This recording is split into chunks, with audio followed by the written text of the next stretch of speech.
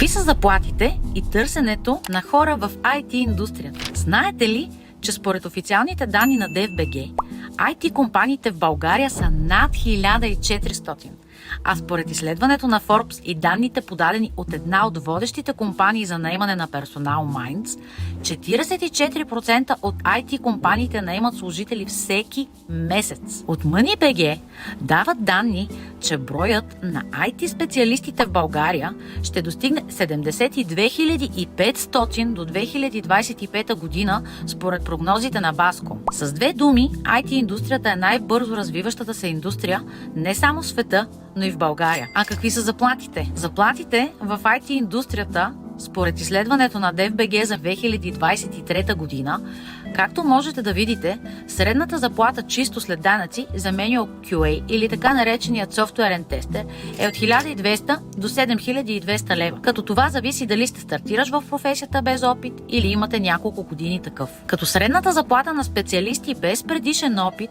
е от 1632 лева до 2744 лева чисто след данъци. Като имайте в предвид, че заплатите на служителите в IT сектора се вдигат всяка година с между 6 и 10%, като за джуниор позициите първоначалното вдигане на заплатата в някои компании е по-голямо, от порядъка на 20, дори 30%. Според Българската асоциация на софтуерните компании Bascom и нейният председател Доброслав Димитров в интервю за BizBG споделя: по покупателна способност и стандарт на живот, българските IT специалисти в последните 5-6 години изпреварват своите колеги от Великобритания и Германия, а миналата година за всеобща изненада минават и своите колеги в Америка. А сега големият въпрос: как да стана част от тази IT индустрия?